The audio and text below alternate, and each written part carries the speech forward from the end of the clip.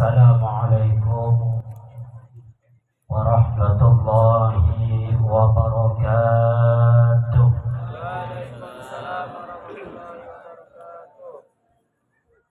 Assalamualaikum waalaikumsalam warahmatullahi wabarakatuh. Waalaikumsalam warahmatullahi wabarakatuh. Bismillahirrahmanirrahim. Alhamdulillahil wahidil qahhar, al-malikil jabbar, khaliqil jannati wan nar, adkhala ibadahul muttaqin al-jannata wal 'asina an-nar.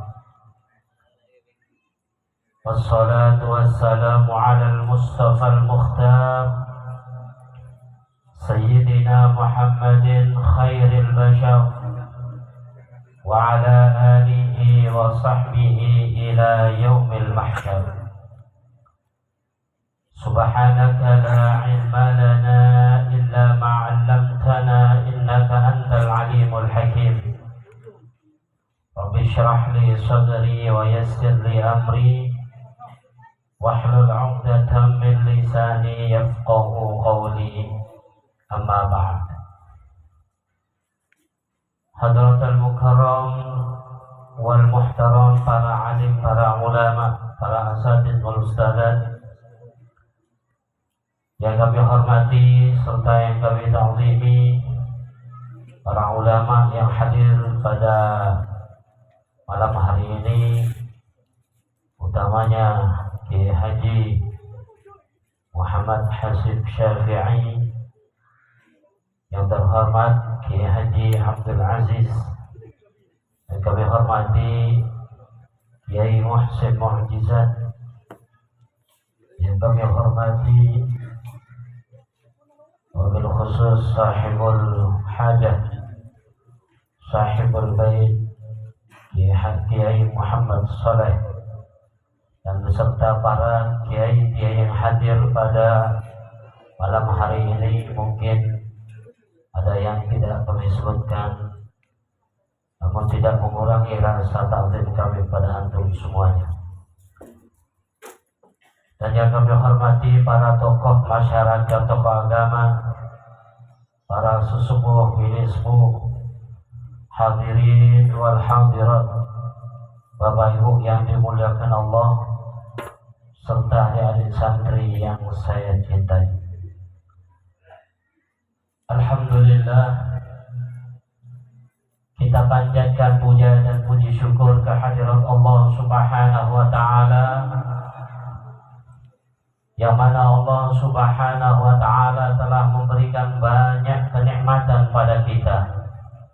Utamanya pada malam hari ini Allah Subhanahu wa ta'ala memberi kenikmatan kepada kita hadir untuk mengingat dan mengenang para ulama, pewaris para nabi, yaitu khususnya Nabi kita Muhammad sallallahu alaihi wasallam. Mudah-mudahan kehadiran kita semua mendapatkan keberkahan dari Allah melalui para ulama-ulama tersebut, dan mudah-mudahan kita semua kelak dikumpulkan oleh Allah bersama beliau, para ulama-ulama tersebut, di dalam surga di bawah naungan bendera Nabi kita Muhammad sallallahu alaihi wasallam.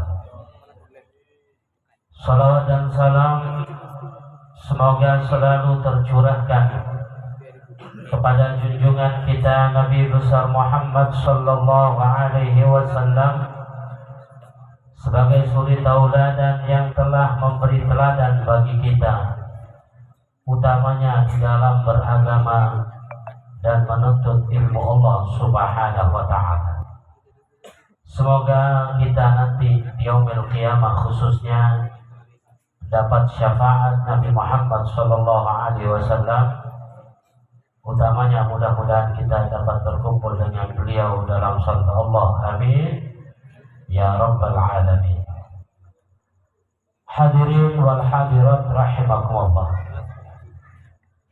Pada malam hari ini telah kita ketahui bahwa acara atau kegiatan malam hari ini adalah haul atau bahasa Bangka naun dari beberapa ulama.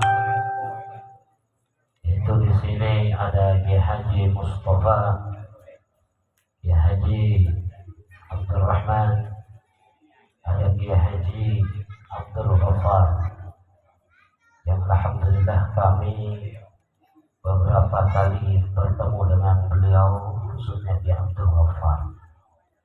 Mudah-mudahan kita nanti bisa berkumpul bersama beliau di dalam surga Allah, dan mudah-mudahan kita juga mendapatkan keberkahan dengan ilmu yang telah beliau sampaikan pada kita. Bapak Ibu hadirin wal hadirat rahimakumullah. Lalu Ustadz Muhammad Soleh itu siapanya beliau? Putranya kah? Bukan. Saudaranya kah? Bukan. Beliau dengan khususnya Kiai Abdul Ghaffar dan para orang tuanya, hubungannya adalah santri. Banyak sekali para ulama mengadakan acara haul bukan orang tuanya, tapi yang dihauli malah gurunya. Yang dihauli adalah kiainya. Artinya dihauli dengan acara yang besar. Kalau haul untuk orang tua pasti. Tapi yang paling banyak itu haul besar yang dilakukan oleh para ulama adalah guru. Kenapa bukan bapaknya? Kenapa bukan kakeknya?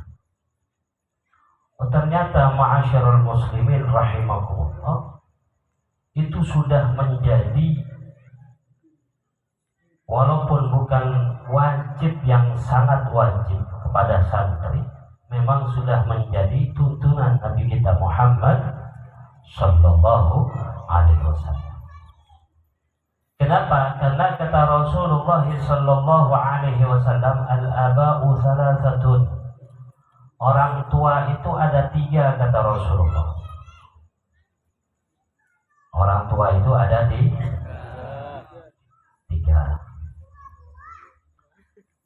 Pertama, al-aba'ul ladzi waladatka. Orang tua yang telah melahirkan kita, bapak dan ibu kita. Kemudian yang kedua, al-aba'ul ladzi zawajatka bintahu. Adalah orang tua yang telah menikahkan putrinya atau putranya kepada kita. Siapa mereka? Itu juga orang tua kita. Perlakukan sama dengan bapak dan ibu kandung kita. Ketika mereka mertua kita datang, bilang sama istri, "Dek, bapak datang, ibu datang." Jangan bilang bapak Ika datang. Betul? Ibu Ika datang. Jangan begitu. Katakan bapak datang, ibu datang, karena mereka semua adalah bapak dan ibu kita.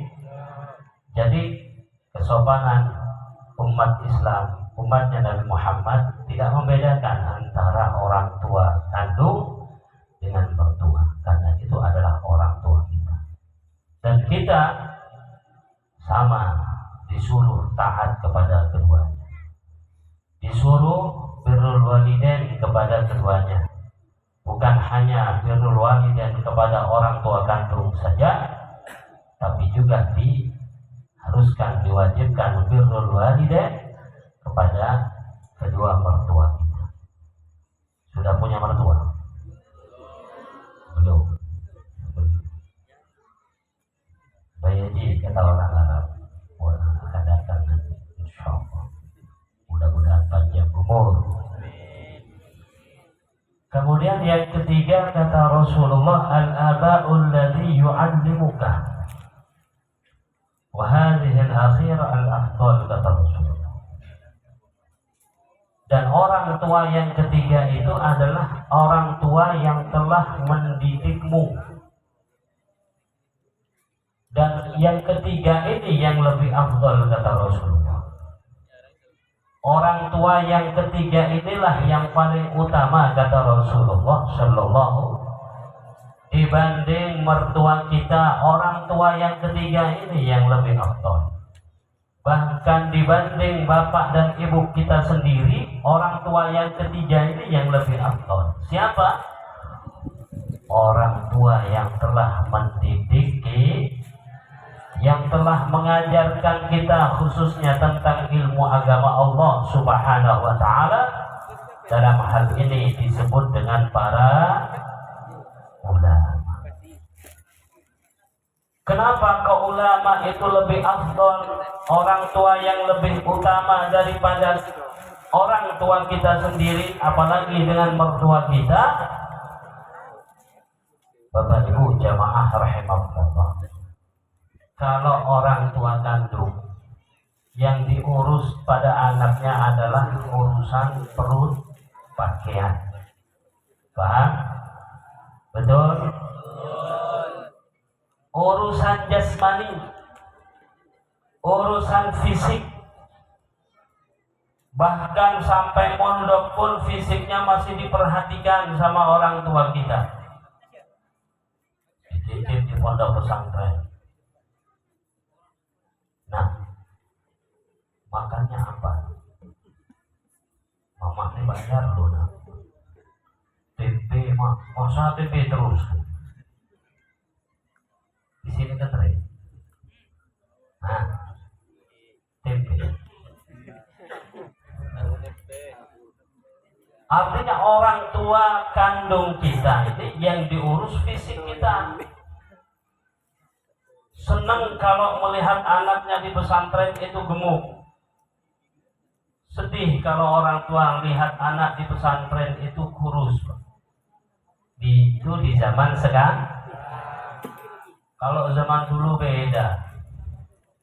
Kalau zaman dulu orang-orang tua yang memondokkan anaknya itu malahan kiriman dikurangi, makan dikurangi, biar apa?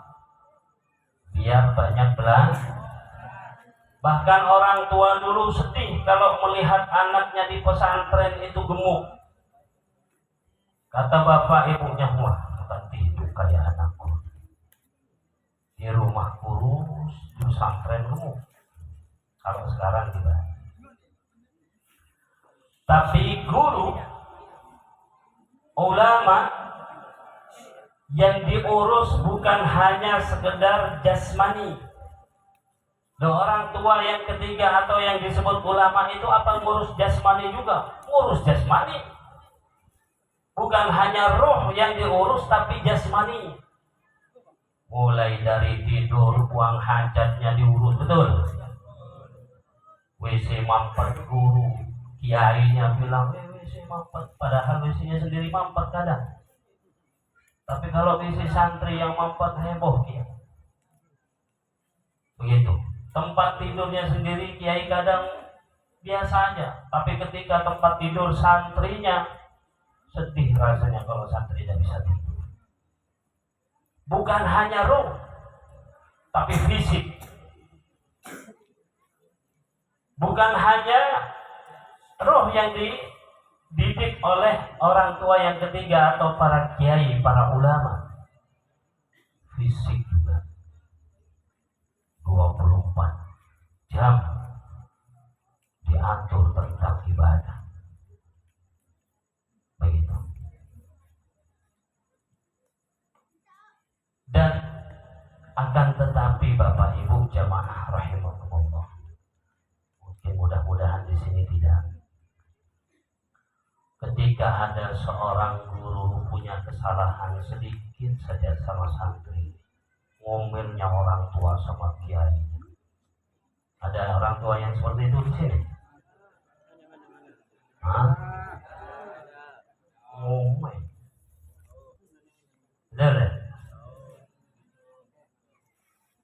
Bapak Ibu yang punya putra putri di sini khususnya, kalau sudah memasukkan ke sini pondok pesantren ini, apa nama pondok pesantren ini?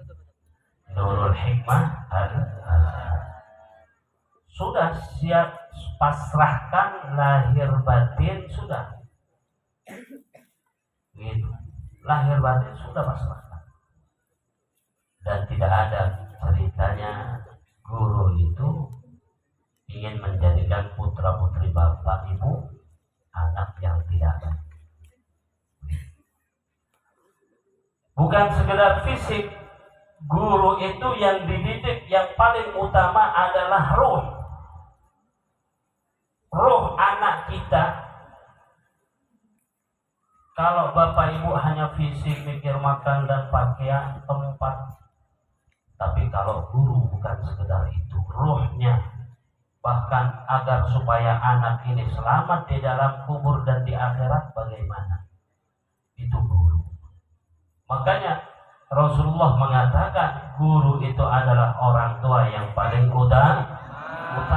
Yang dipikirkan guru ini kepada santri bukan hanya hidup dunianya saja, bahkan hidup di alam barzakh dipikirkan, hidup di alam akhirat pun dipikirkan. Bagaimana santri-santriku nanti di dunia bisa menjadi orang mulia, di dalam kubur dan di akhirat juga menjadi orang mulia, masuk ke dalam surga Allah Subhanahu wa ta'ala. Itu yang dipikirkan siang dan malam. Enak bapak kita tidur dari isya sampai subuh, ya kan? Tidak bangun-bangun. Guru pak, guru kita, kiai kita, kadang tidurnya sebentar. Jam 3 sudah bangun. Yang didoakan bukan anaknya saja, santrinya didoakan. Bapak ibu kita kemana? Mimpi. Ngorok sampai subuh. Sedangkan ulama bangun Pak. Kenapa? Anak orang yang dititipkan inilah yang didoakan siang dan malam. Betul Bu? Ibu bangun tidak malam Bu? Bangun ngapain? Hei Pak, bangun tak bangun malam bangun. Ngapain? Tahajud ya? Sujud. Coba bayang. Makanya guru lebih afdal, orang tua yang paling utama itu adalah ulama. Kata Kiai Hasyim Asy'ari, beliau mengatakan wajib bagi seorang santri, wajib bagi seorang murid, kata Kiai Hasyim Asy'ari, ayya'rifa lahu haqqahu wa fadlahu.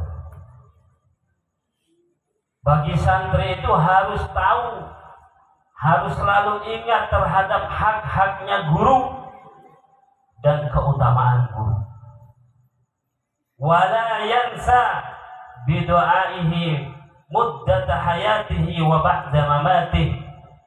Kata Kiai Hasyim Asy'ari, bagi santri jangan lupa kepada gurunya, doakan gurunya semenjak masih hidup sampai setelah wafat, doakan terus. Kenapa? Pak, oh Pak, yang punya anak di sini khususnya, Bu, pernah nggak Bapak Ibu gaji Ustadz Soleh? Pernah. Ini Ustadz gajinya yang telah ngajar anak saya sebulan 3 juta kan? Pernah Bu? 1. Nah, pernah ngasih gaji? Tidak 3. Tapi tiap malam minta kepada Allah para ulama agar supaya santri itu menjadi orang soleh solehah. Ketika menikah menjadi anak-anak yang sukses dalam berkeluarga, itu doa permintaannya. Orang tua kadang tidak doa. Maka Rasulullah selalu mengatakan terhadap para umat Islam agar tidak meremehkan ulama, agar menghargai para ulama. Doakan guru-guru kita. Wala yansa, kata Syekh Hasyim Asy'ari, bil istighfari lahu was sadaqati minhu. Dan jangan lupa pada santri, wahai para santri, jangan lupa kalian pada guru, kata Syekh Hasyim Asy'ari, agar supaya guru itu dimintai ampunan kepada Allah. Loh, kok bisa masih dimintai ampunan? Manusia. Kiai guru kita ini juga dan manusia yang bukan para nabi, yang ghairu maksum, yang tidak terlindungi dari perbuatan kesalahan. Doakan, mintakan ampunan kepada Allah, kesalahan biar diampuni oleh Allah. Was-sadaqati anhu, kata Syekh Hasyim Asy'ari, dan jangan lupa beri sedekah atas nama guru, seperti Ustaz Saleh malam hari ini.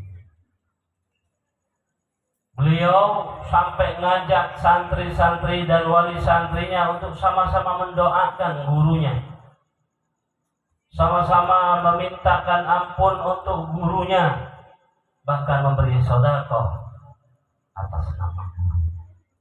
Ini yang memang diwajibkan untuk para santri terhadap guru. Bahkan walaupun sudah keluar dari pesantren, kalau ingin berkah, kata ulama, jangan lupa sama guru. Gitu. Walaupun mondok hanya setahun pulang, setahun pulang, jangan lupa pada gurunya. Dengan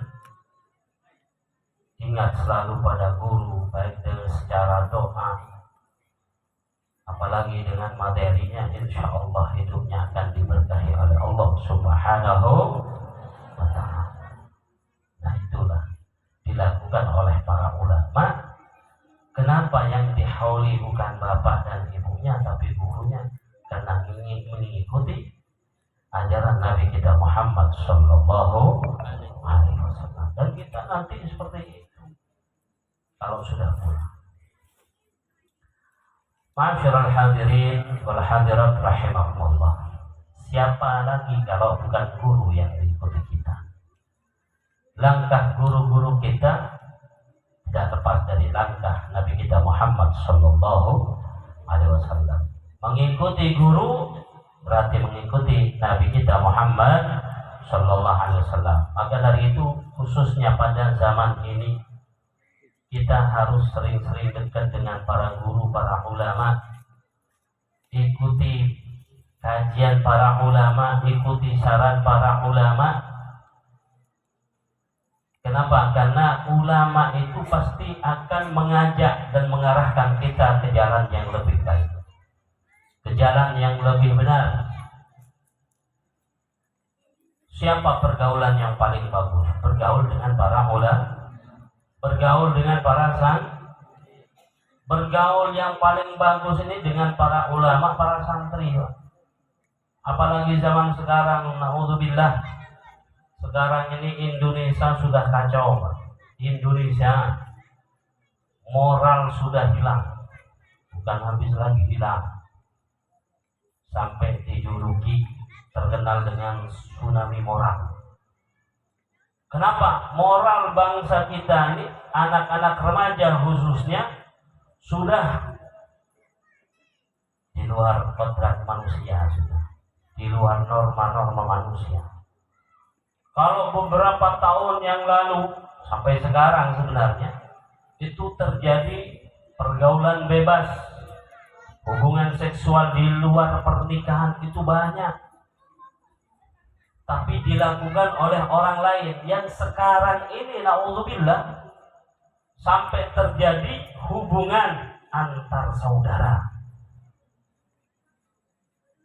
Itulah kalau tidak mengikuti apa kata ulama. Maka di zaman ini, Bapak Ibu jamaah rahimakumullah, kalau ingin selamat anaknya, kalau ingin selamat putra putrinya, akidahnya, akhlaknya khususnya, jangan jauh-jauh, jangan meletakkan atau menitipkan anak bukan di pesantren. Taruhlah di pesantren. Titipkan kepada pesantren-pesantren. Di sini ada pesantren Nurul Hikmah. Ini para kiai yang punya pondok-pondok pesantren. Titipkan kepada beliau-beliau semua, insya Allah akan selamat, khususnya dalam pergaulan zaman ini. Kalau tidak mengikuti ulama, banyak, ini sebenarnya sudah banyak jaringan, mudah-mudahan tidak terjadi di daerah kita ini. Jaringan tentang apa? Hubungan saudara. Orang ketika anaknya dihamili oleh orang lain, marah, minta ampun marahnya, besar sekali murkanya. Tapi di sisi lain bisa dinikahkan, walaupun sudah punya anak. Tapi kalau sampai terjadi hubungan saudara, apalagi sampai punya anak, mau dinikahkan, hukum mana? Lebih berat aib daripada yang dilakukan oleh orang lain. Dan zaman ini Bapak Ibu jamaah rahimakumullah, generasi muda pergaulannya tidak ada batas sama sekali. Apalagi dengan bermunculnya kopi-kopi di pinggir jalan, di Pagadi, Pangkal Pinang, di sini mungkin ada. Ada.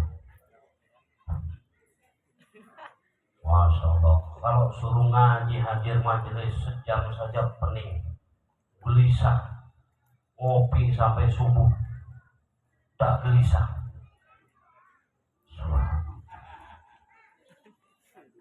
Kalau zaman dulu identik warung kopi itu dengan ato-ato, betul? Ato-ato datang, yang jual nenek-nenek. Gak pulang karena di rumah gak ada orang. Sekarang Masya Allah, atau tidak lagi ke warung kopi, yang ke warung kopi di rumah aja.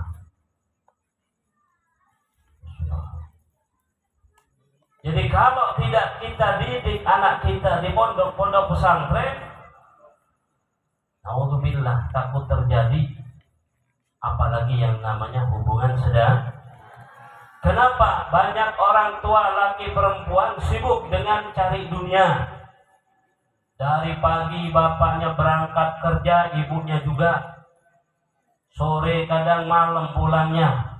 Anak ditinggal berdua, laki perempuan di rumah, megang HP sama-sama.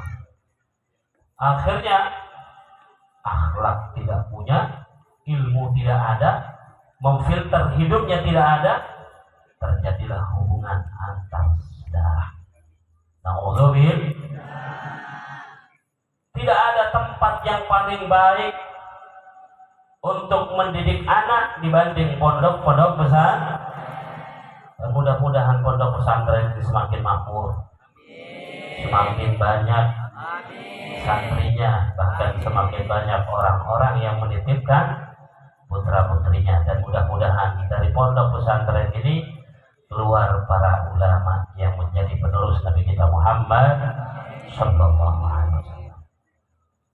Maka ulama jamaah rahimakumullah mengajarkan, apa kata mereka, kalau anak itu sudah waktunya nikah, nikahkan. Jangan ditahan-tahan. Kadang orang tua itu nahan anak, jangan nikah kalau belum S1. S1 padahal anaknya sudah 3S yang gabung. S1 yang dicari, padahal 3S sudah dimiliki. Itu. Bahkan ada yang berkata, jangan nikah kalau belum bekerja.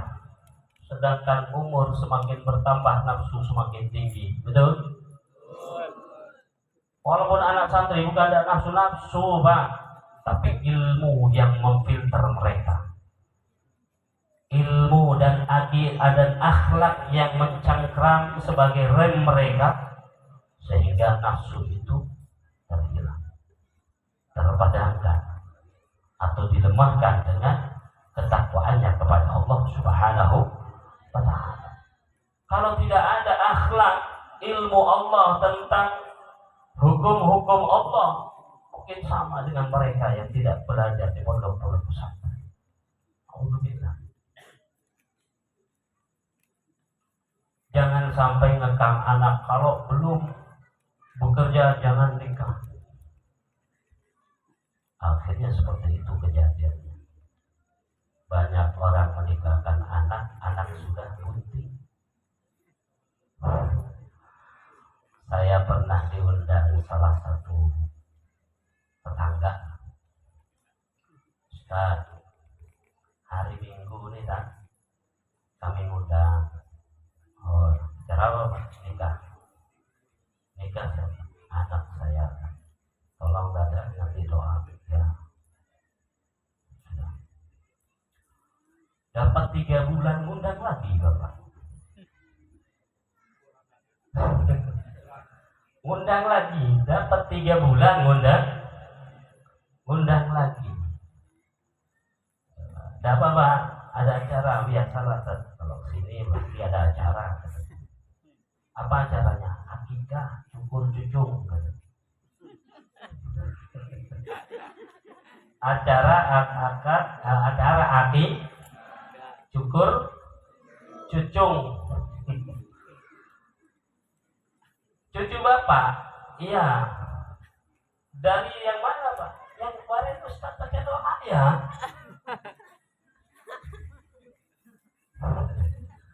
Saya hitung pakai jari. 3 bulan. Biasalah anak sekarang cepat punya anak. Subhanallah.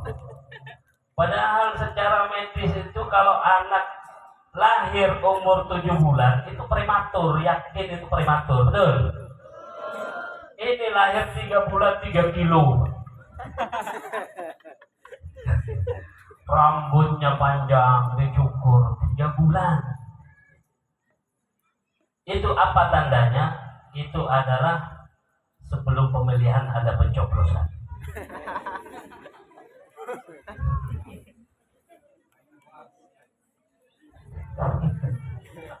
Betul Pak? Kira-kira kalau sebelum pemilihan ada pencoblosan sah apa enggak? Sah apa enggak? Ya, enggak sah. Itu banyak terjadi. Ini aib, tapi tidak seperti kalau terjadi sehari-hari. Maka jangan sampai terjadi pada anak kita. Kita doa kepada Allah, mudah-mudahan keluarga kita selamat. Makanya Rasulullah Shallallahu Alaihi Wasallam memberi ajaran kepada para sahabat, sehingga ulama menjelaskan al-ajlatu minasyaitan wa ta'anni minallah illa fi 5 asya, wa fi riwayatin illa fi 4 asya. Dikatakan bahwa terburu-buru itu perbuatan setan, betul? Siapapun yang terburu-buru itu perbuatan setan. Makanya orang tua bilang jangan buru-buru, itu setan. Watta'anni minallah, sedangkan slow bahasa anak remaja. Slow itu santai, pelan-pelan, step by step. Sedangkan pelan-pelan itu adalah sunnah Rasulullah Sallallahu illa fi 5 asya wa fi riwayatin fi 4 asya wa hiya min sunnati Rasulillah Sallallahu alaihi wasallam. Kecuali 5 perkara, atau sebagian mengatakan 4 perkara, terburu-buru itu sunnahnya Nabi kita Muhammad Sallallahu alaihi wasallam. Apa 5 itu? Pertama, it'amut tu'am biduyuf.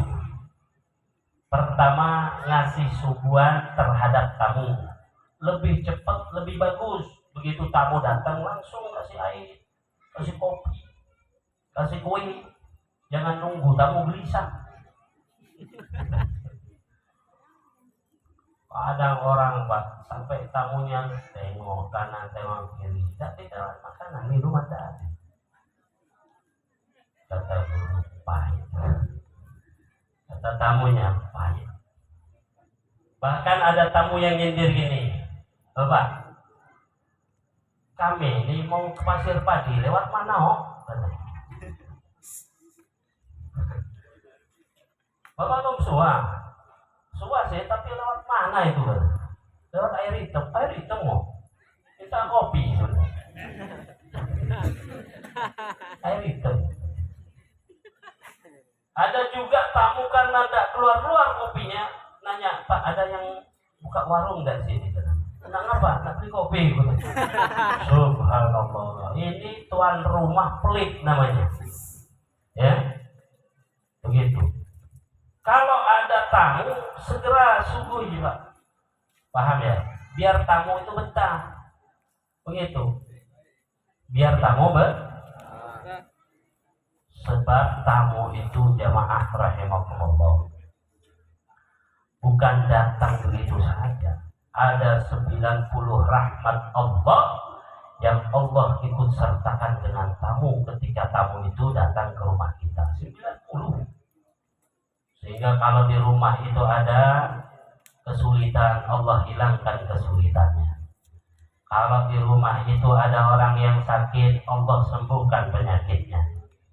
Kalau di rumah itu ada orang yang sedang kesusahan, dihilangkan kesusahannya. 90 rahmat malaikat membawa itu. Makanya Sayyidina Umar radhiyallahu anhu, beliau ketika setiap ada tamu itu, beliau tidak duduk di kursinya. Setiap ada tamu, beliau suguhi makanan, ngobrol, beliau sambil berdiri. Tidak duduk, tidak. Kata tamunya, ya Amirul Mukminin, silakan duduk. Ya. Beliau melayani tamu. Udah, kita ngobrol. Saya berdiri, Bapak duduk. Tamunya tidak enak. Gimana tuan rumahnya ini ada kursi kok berdiri? Akhirnya tamu nanya, kenapa kok berdiri? Kan ada tempat duduknya. Kata Sayyidina Umar, bagaimana saya mau duduk sedangkan malaikat pembawa rahmat berdiri di sini? Malaikat pembawa rahmat berdiri mana? Kata beliau, saya nggak akan sanggup duduk sedangkan malaikat sedang berdiri. Jadi kalau ada tamu seharusnya gembira, karena tamu itu bawa banyak Pak. Ada bawa rezeki, gitu ya. Tapi juga ada tamu yang bawa masalah.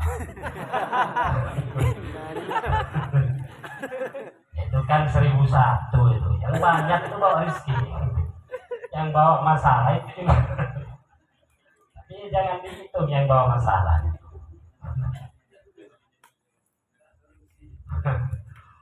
Tapi kalau datangnya kepada Pak P3N, itu bawa masalah semua itu. Apalagi datangnya sama Ustaz, masalah terus yang didatang. Tamu itu setiap datang kepada Ustaz curhat. Ustaz itu tiap hari dengerin curhat Bapak, kalau enggak Bapak Ibu. Untung telinga Ustaz itu bikinan Allah. Curhat. Katanya, suamiku nak begini lagi, kata saya. Tolonglah Tat, kasih air Tat biar betah di rumah. Kata Ustaznya, padahal aku pengen lah kawin juga. Padahal aku kawin itu pengen lah, kata Ustaznya. Masak kasih minuman orang biar betah di rumah.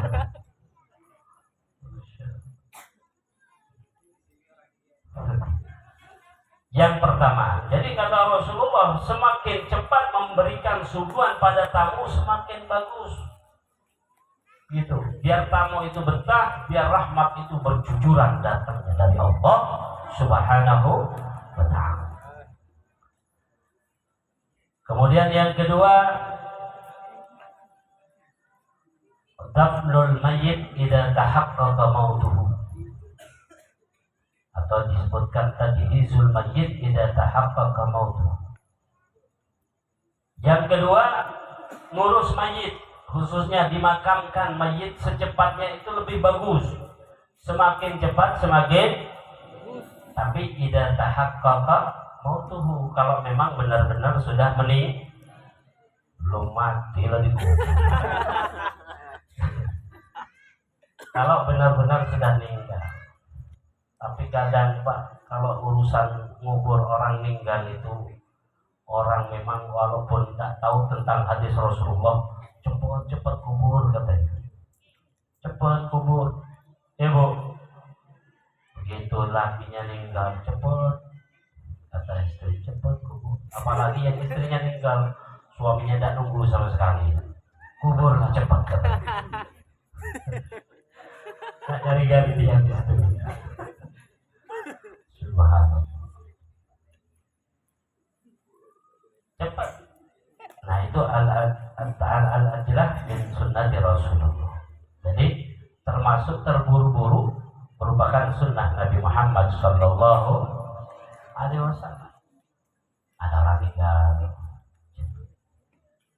Kalau kita memang pengen cepat, kalau mayitnya tidak pengen cepat, gitu. Kalau mayitnya selalu bilang, wahai ya Ustaz, wahai orang yang memandikan kami, jangan terlalu buru-buru, kata mayit. Jangan cepat-cepat bawa kami ke tempat mandi, kami ingin melihat anak-anakku. Gitu. Mayit itu bilang gitu, kami ingin melihat anak-anak. Gitu. Begitu dikafani, mayitnya bilang, jangan terburu-buru untuk wajahku, aku mau melihat istri dan anak. Itu kita akan begitu nanti. Kata istrinya, cepatlah katanya, jangan terlalu lama. Kata mayitnya, secepatnya jasad ditendang. Suaminya yang meninggal nyanyi akhirnya menjadi rumah irama. Secepatnya jasad ditendang karena tak lagi dibutuhkan. Padahal tiap hari ngasih duit Bu.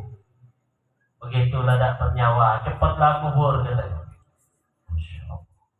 Tapi memang itu sunnah Rasulullah Sallallahu Alaihi Wasallam. Terburu-buru itu sunnah dalam hal ini.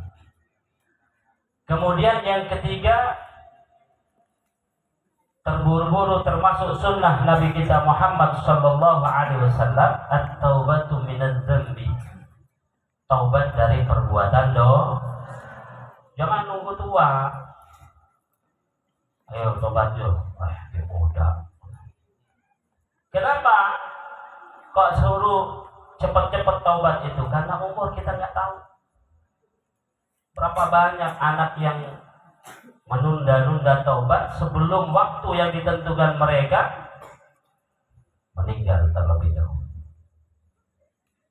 Berapa banyak istri-istri yang tidak mau pakai jilbab, nunggu kalau sudah berubah, sebelum berubah habis duluan. Begitu. Jadi bagaimana kalau urusan taubat lebih cepat, lebih baik? Bahkan dikatakan taswif, menunda taubat itu tidak baik. Lalu yang keempat adalah qada'ud dain, bayar hutang. Ada yang punya hutang? Kalau hutang itu bayar lebih cepat, lebih baik. Begitu. Kalau punya hutang, temponya 1 bulan, setengah bulan dibayar, itu lebih bagus. Yang ngasih hutang pun senang. Jangan sampai punya hutang lah 1 bulan ngilang, 1 bulan datang orang ngilang lagi. Kayak orang datang hutang koperasi jam 11, besoknya datang, besok jam 11 datang lagi, akhirnya jam 10 lari duluan. Ya, sebelum waktunya bayar. Kenapa? Karena orang kalau memberi atau membayar hutang sebelum waktunya, ketika punya kesulitan itu mudah dikasih lagi oleh orang yang memberi hutang. Gitu. Apalagi disebutkan oleh ulama bara'atun minad dhimmah, agar supaya lebih cepat menghilangkan tanggungan. Gitu. Hutang itu tanggungan. Gitu. Dan hutang itu kan, ma'asyiral muslimin rahimakumullah, ada orang yang punya hutang itu takut. Begitu punya hutang segera dia bayar. Ada orang yang punya hutang itu memang senang hutang, bayarnya tidak senang. Kalau ketemu dengan orang yang cuma senang ngutang, tidak senang bayar, ini payah. Bagaimana kalau orang yang punya hutang tapi tidak punya uang sampai meninggal dunia tidak bisa bayar? Dalam fikih dikatakan itu adalah ditanggung Allah Subhanahu. Kalau memang benar-benar tidak punya uang, usaha siang malam tidak bisa. Allah.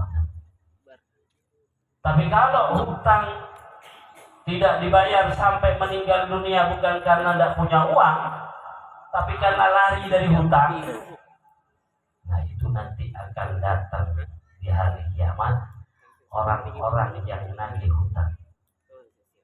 Orang-orang yang nagih hutang. Makanya walaupun banyak pahalanya, mereka nanti akan habis. Pahala itu diambil orang-orang yang nagih hutang. Itulah yang dimaksud dalam fikih itu, dalam hadis Rasulullah, al-muflis, orang bangkrut kata Rasul. Kemudian yang kelima, tazwijul banat idza balaghat. Kata Rasulullah, lebih cepat lebih baik. Yang kelima adalah menikahkan anak gadis, anak perempuan kalau sudah akil balik cepat. Kenapa? Takut terjadi seperti itu. Tapi karena hukum Rasulullah, ajakan Rasulullah banyak yang tidak mengindahkan, akhirnya terjadilah hubungan di luar nikah. Kenapa? Ulama tidak didengar, ajaran Rasulullah tidak dikerjakan. Apalagi pemerintah memberi peraturan, kalau belum tahun 20 tahun usianya tidak boleh dinikahkan. Padahal sabda Nabi Muhammad itu sebenarnya melihat pada akhir zaman. Di akhir zaman itu manusia bukan semakin panjang umur, betul? Umur orang sekarang ada gak yang 150? Anak sekarang. Kita tiap hari kadang dengar inna lillahi wa inna ilaihi raji'un, fulan bin fulan telah meninggal dunia umur 40. Gitu kan. Yang 60 jarang. Begitu apalagi 100. 40, 20 kadang mati. Semakin cepat umur manusia zaman sekarang, begitu semakin cepat umurnya, tapi nikahnya lambat. Begitu. Makanya banyak belum punya cucu dan meninggal. Akhirnya yatim. Makanya banyak santunan ayat yatim. Semakin tahun semakin banyak santunan anak yatim. Kenapa? Bapaknya meninggal lagi muda. Begitu. Kalau orang zaman dulu, Bapak, perempuan umur 15, kadang 14, yang laki 18. Punya anak 20, lagi muda bapak. Anaknya 20, bapaknya lagi muda. Begitu. Umurnya panjang lagi. Nikah muda, umur panjang. Kata orang Madura, kebesar. Kebesar. Itulah fungsinya kita disuruh dekat dengan para ulama dan calon-calon ulama ini. Mudah-mudahan menjadi calon ulama semua. Bergaul dengan mereka inilah yang bagus. Pernah sahabat Anas bin Malik, sahabat Ibnu Abbas, Sahabat Ibnu Abbas itu pernah bertanya kepada Rasulullah Shallallahu Alaihi Wasallam, ya Rasulullah, ayyu julasa'ina khairun? Ya Rasulullah, orang yang seperti apa yang bagus ku jadikan teman? Berteman seperti dengan siapa yang paling bagus itu? Apa kata Rasulullah? Qala man yudzakiruka ru'yatu, man yudzakiruka billahi ru'yatu,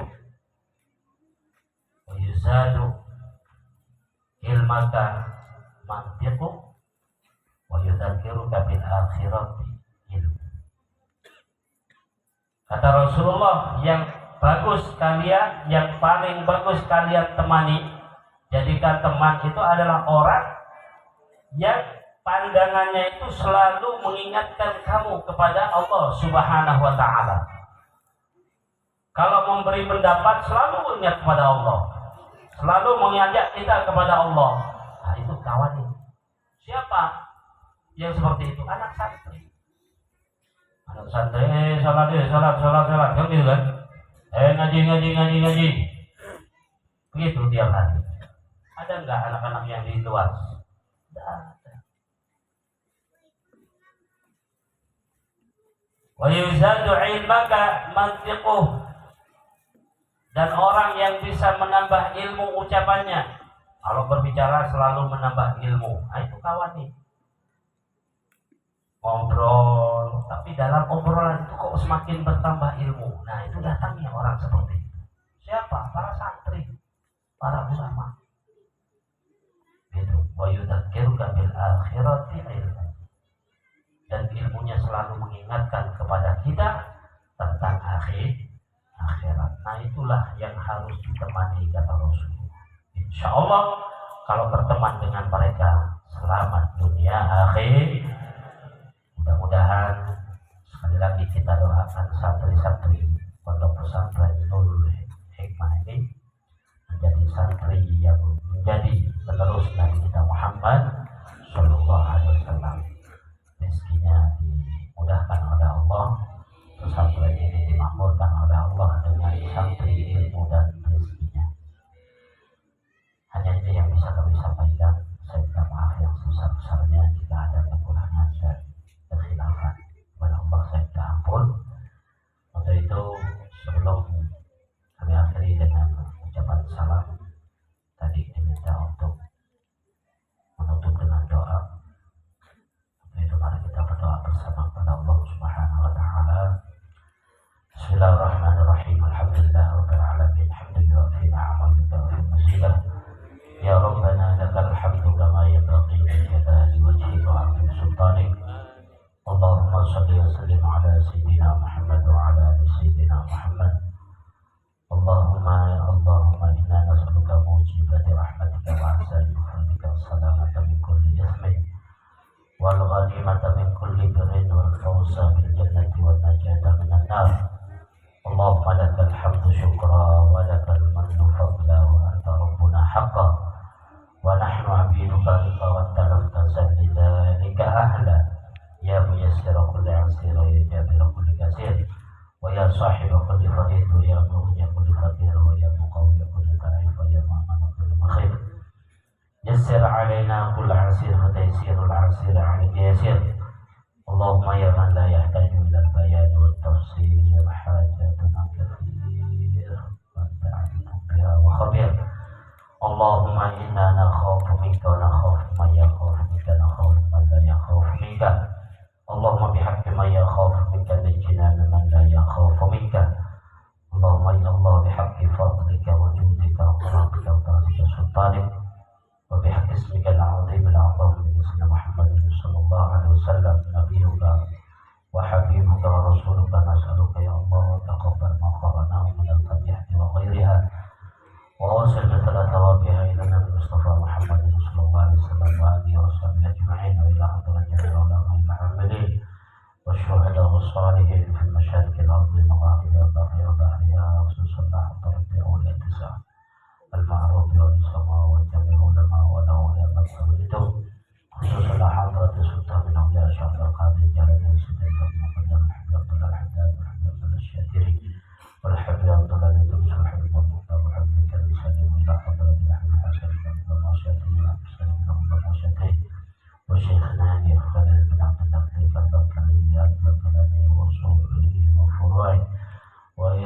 hadrati khususan hadrati di haji Mustafa wa fi haji Abdurrahman fi haji Abdul Ghaffar wa usulihim wa faraihim wa jami' abaina wa ummahatina wa ajdadina wa jaddatina wa amamina wa amatina wa khalatina wa khalina jami'al muslimin wal muslimat wal mu'minin wal mu'minat irfa' lahum darajat wa ta'fif lahum al-hasanat wa taghfir lahum as-sayyi'at wa jannatan wal abai wal ummahat اللهم اجعل قبرهم روضة من رياض الجنان ولا تجعل قبرهم فدا من حمر النيران اللهم اغفر لهم وارحمهم وعافهم واعف عنهم واجعل الجنة مأواهم برحمتك يا ارحم الراحمين اللهم احشرنا واياهم في زمرة العلماء والشهداء والصالحين تحت رئاسة المرسلين اللهم اجعل اولادنا اولادا صالحين بارين بوالديهم واولادا صالحين ينفعون في ديننا ودنيانا واخرانا يا ارحم الراحمين يا رب العالمين اللهم بارك لنا في اولادنا واحفظهم ولا تضرهم ووفقهم لطاعتك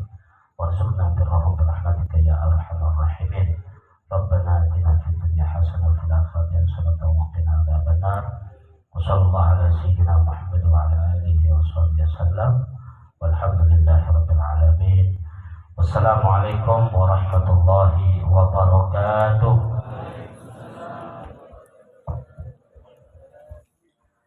Waalaikumsalam warahmatullahi wabarakatuh. Maka dengan adanya pembacaan doa barusan, maka berakhir pula lah acara pada kesempatan malam hari ini. Maka kami sebagai pemandu acara mohon maaf sebesar-besarnya jika ada kata-kata yang kurang berkenan dengan lubuk hati Anda sekalian. Maka kami akhiri. Wassalamualaikum warahmatullahi wabarakatuh.